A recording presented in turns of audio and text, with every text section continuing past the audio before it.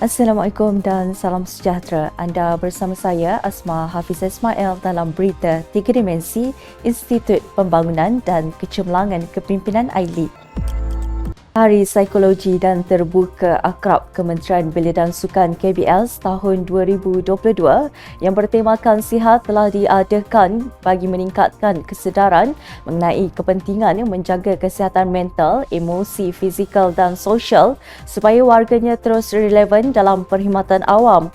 Program yang dianjurkan oleh bahagian pengurusan sumber manusia dengan kerjasama rakan pembimbing perkhidmatan awam akrab Kementerian Belia dan Sukan bertujuan untuk mengangkat perkhidmatan psikologi dan rakan pembimbing perkhidmatan awam di KBS. Yang berusaha Encik Abdul Hassan, Timbalan Ketua Setiausaha Pengurusan KBS telah hadir dan menyempurnakan upacara perasmian program sebagai wakil rasmi Ketua Setiausaha Kementerian Belia dan Sukan.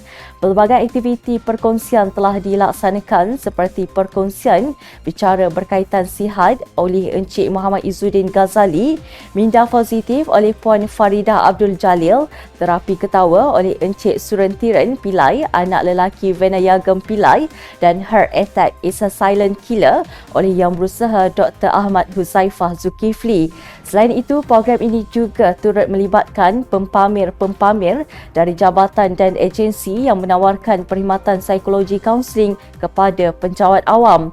Bahagian Pembangunan Kemahiran Belia BPKB Kementerian Belia dan Sukan telah dianugerahkan sebagai penerima anugerah akrab organisasi terbilang di atas keaktifan melaksanakan hikmat bimbingan dan program-program pencegahan, pembangunan dan intervensi berkaitan motivasi, psikologi dan kesihatan.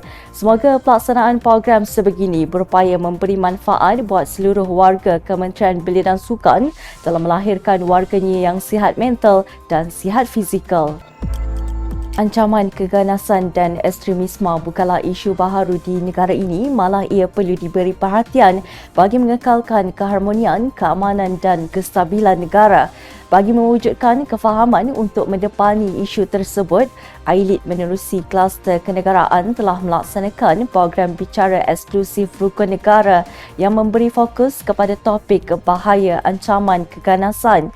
Menurut Encik Syahrizaman Abdul Wahab, pengarah kluster kenegaraan AILID, program ini merupakan pendekatan dan inisiatif berbentuk perkongsian maklumat bertujuan untuk melahirkan warga negara Malaysia yang mampu mendepani segala bentuk ancaman demi mempertahan dan mengekalkan keamanan negara.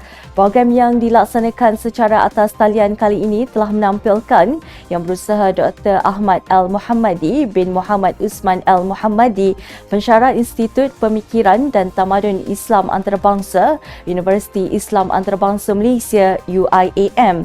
Menurut Dr. Ahmad Al-Muhammadi, mendepani ancaman ekstremisme pada zaman ini menuntut masyarakat agar tidak mudah terpengaruh dengan sebaran naratif yang berbentuk propaganda atau eksploitasi terhadap isu-isu perkauman, agama maupun politik yang disebarkan melalui platform media sosial. Tambah beliau lagi, setiap isu atau perspektif yang dilihat cenderung ke arah membentuk ancaman keharmonian negara mampu diimbangi jika segala tindakan, percakapan dan mentaliti masyarakat sentiasa berpandukan kepada falsafah rukun negara dan perlembagaan persekutuan. Bagi menggalakkan persefahaman dalam kalangan rakyat antara negara Jepun dan rantau Asia Pasifik, seramai 19 delegasi Malaysia terdiri daripada pegawai-pegawai Kementerian Belia dan Sukan KBS telah berlepas ke Tokyo, Jepun bagi menyertai program Japan East Asia Network of Exchange for Student and Youth 2022. Program yang merupakan anjuran kerajaan Jepun melalui Japan International Cooperation Center JICE kali ini berhasrat untuk meraihkan pertukaran maklumat silang negara dan menggalakkan pemahaman mengenai ekonomi, masyarakat, sejarah, budaya politik dan hubungan diplomatik Jepun. Mewakili AILID ialah Puan Nurul Malina Muhammad Saleh, penolong pengarah bahagian penyelarasan strategik AILID.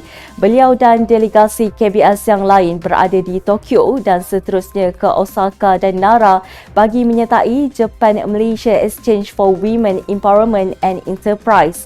Semoga pelibatan delegasi KBS kali ini berupaya membina jaringan perhubungan serta memupuk persahabatan dan kerjasama sepanjang masa antara belia di peringkat antarabangsa.